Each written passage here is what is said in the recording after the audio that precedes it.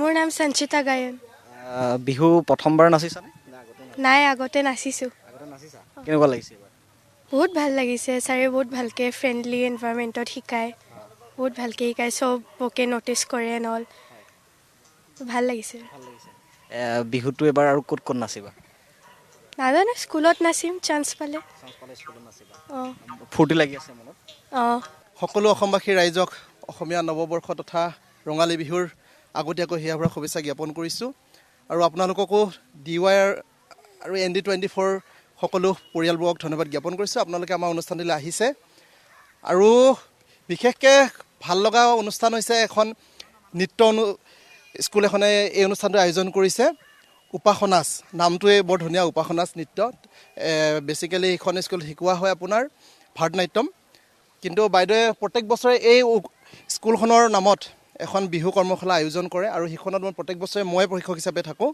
আৰু ভাল লাগে কণ ল'ৰা ছোৱালীখিনি ধুনীয়াকৈ আহে গতিকে ভাল লাগিছে ধুনীয়াকৈ শিকাবলৈ নিজেও শিকি আছোঁ তেওঁলোকৰ লগত আমাৰো এটা অভিজ্ঞতা থাকে নিজে যিখিনি শুদ্ধভাৱে জানিছোঁ সেইখিনি শিকাইছোঁ গতিকে তেওঁলোকৰ নাচখিনি আপোনালোকে দেখিলে গম পাব বেছি দিনীয়া নহয় 7 দিন শিকাইছোঁ মাত্ৰ 7 দিনত কোনো ধৰণৰ শিকিব নোৱাৰি আমি জাষ্ট বিহুৰ আভাসটোহে দিব পাৰোঁ বিহুৰ বিষয়ে অকণমান ক'ব পাৰোঁ বোলে বিহু কেইবিধ গগনা কেইবিধ বা পেপা কেইবিধ কোনটো কি চেও আমি জাষ্ট সেইখিনি আভাস দিব পাৰোঁ কিন্তু ভাল লাগিছে যে বিশেষকৈ আমাৰ এই অভিভাৱকসকলো এই 7 দিন সদায় আহি ইয়াত বহি থাকে নিজৰ কণমানিজনী ইয়াত নাচিবলৈ দি পেলাই আপোনালোকে নিজে দেখিছে অকণমান মহেও খায় গুৱাহাটীত যিহেতু গুৱাহাটী টাউন হয় এইখন গুৱাহাটীততো আছেই বিশেষ একো নকওঁ আশা কৰোঁ অনাগত দিনত ইয়াতকৈ আকৌ বহলভাৱে হওক এই আপোনাৰ কৰ্মশালাখন আৰু দলে বলে যোগদান কৰক এইবাৰ ভেটাপাৰাত এই অঞ্চলৰ এবাৰ নতুনকৈ হৈছে এই ৱৰ্কশ্বপটো আগতে বেলেগে পাতে যদিও এইবাৰ বাইদেৱে প্ৰথম পাতিছে ইয়াতে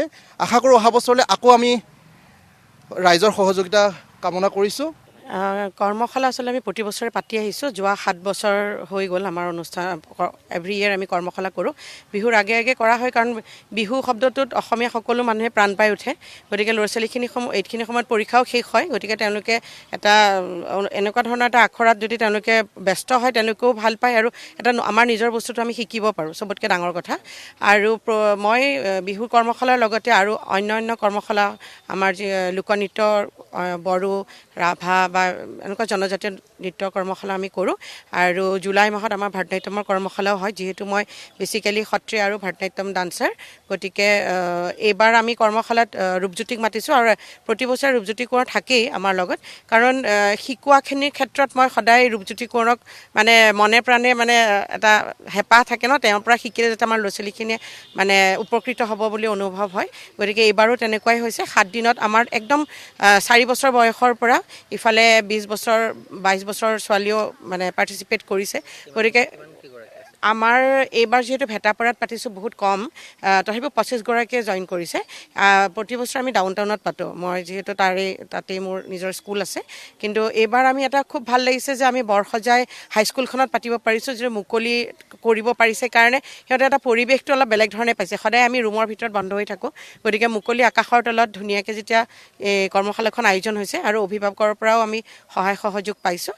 গতিকে এনেকৈ আমাৰ ধুনীয়াকৈ হৈ গ'ল।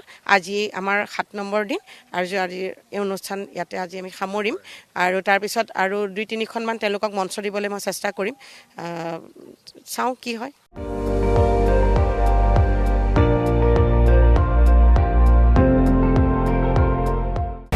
আপুনি চাই আছে ND24, সৰ্বশ্ৰেষ্ঠ নহয় সৰ্বোত্তমৰ দৌৰ।